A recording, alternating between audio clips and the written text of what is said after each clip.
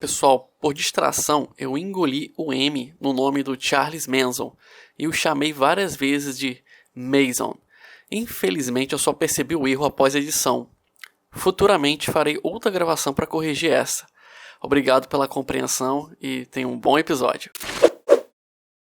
Fato rápido, Charles Manson é um dos maiores nomes quando falamos de criminologia e até mesmo de psicopatia. Mas ao contrário do que a maioria pensa, Manson não é um serial killer e nem chegou perto de ser um. O episódio de hoje foi uma sugestão dos comentários e o print vai estar aí na tela para você conferir. Charles Manson é um tema amplo e não dá para falar tudo em um único episódio. Por isso, vamos fazer um apanhado geral, focando em sua mente, que é o objetivo do nosso canal e do nosso podcast. Meu nome é Elias Ribeiro, sou nerd e por mais incrível que pareça também sou neuropsicólogo.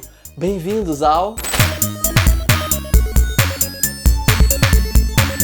Psiconerd Web. Charles Manson nasceu em 1934, na cidade de Cincinnati, Ohio, Estados Unidos. Não conheceu seu pai e mudou de casa algumas vezes até ficar com seu tio, que o espancava e abusava dele. Aos 12 anos, ele chegou a voltar a morar com sua mãe, mas a relação não era boa. Já que se conta aí pela história que ela tentou vendê-lo em troca de bebida, olha só. Ele passou a roubar, foi pego, foi preso, estrupou o interno e aos 17 anos foi mandado para uma instituição de segurança maior, onde também abusou de outros homens. Saiu aos 19, casou-se, teve filhos, tinha subempregos, empregos de base, roubava carros e era constantemente preso. Chegou a ser acusado de golpes financeiros e de mais, ainda mais, de estupros, incluindo uma mulher em que ele aplicou o golpe financeiro. Ele basicamente havia vivido metade de sua vida em instituições, cadeias, prisões. No começo, tinha um comportamento antissocial, mas foi gradualmente mudando seu comportamento para uma personalidade mais manipuladora. Aí entra a parte mais conhecida da história. Manson se tornou megalomaníaco, mas não era tão bom manipulador quanto as pessoas costumam achar que ele era. Na verdade, ele dominava muito pouco as filosofias que pregava e se favorecia bastante do desconhecimento das pessoas que seguiam ele, ou seja, dos seus seguidores. Seus seguidores geralmente tinham esse perfil. Eles eram poucos, mas foram o suficiente para provocar um grande estrago. Essas pessoas tinham o seguinte perfil: eram jovens ricos, com problemas familiares, baixa autoestima, que resolveram morar nas ruas da Califórnia. Aos 34 anos, Manson liderava a família Manson, como eles chamavam o grupo deles, ou a seita, e ele era calcado em cima de um código conhecido como Helter Skelter, inspirado em nome de uma música do disco branco dos Beatles, uma grande obsessão do Manson. Ele acreditava que os Beatles, olha só,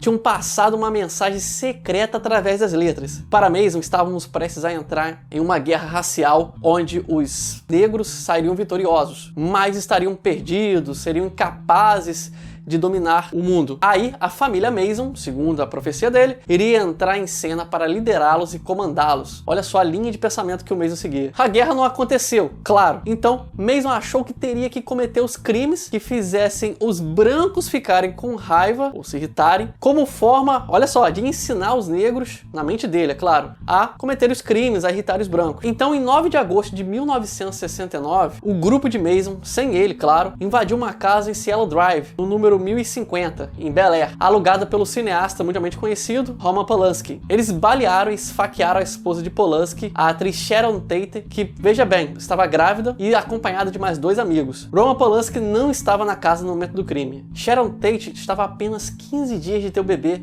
e recebeu 16 facadas, a grande maioria na barriga. Na noite seguinte, o grupo invadiu outra casa também na mesma rua e mataram o casal Rosemary e Lenny LaBianca. Manson tinha um plano de fugir para o deserto, onde supostamente iria se esconder com o grupo em uma cidade de ouro. Isso também não aconteceu, é claro. Manson e seu grupo foram capturados e julgados. O mais intrigante dessa história é que é muito difícil classificar o Manson, embora muitos o taxem como um psicopata, mas a verdade é que ele pessoalmente não cometeu os assassinatos.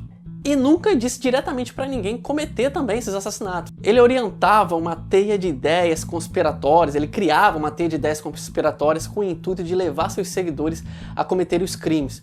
Sua personalidade pode ser descrita como narcisista, manipuladora, com total desprezo pelas leis e pelas pessoas, mesmo aquelas que o seguem. Ele foi condenado à morte, mas conseguiu reverter para a prisão perpétua e nunca mais saiu da prisão, morrendo de causas naturais em 2017 aos 83 anos. A história de Mays é muito rica em detalhes e tive que deixar muita coisa de fora para poder fazer esse episódio. Se tiver interesse em ver algo mais específico, mais profundo, ou sobre criminologia, deixa aí nos comentários ou uma mensagem áudio pelo Anchor, eu também acompanho por lá. Eu vou ficando por aqui, meu nome é Elias Ribeiro, um grande abraço.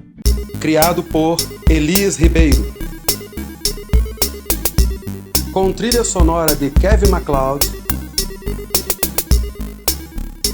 Curta nossa página no Facebook Psicólogo Elias, no Twitter Alceman. Narração Ralph Ibrahim.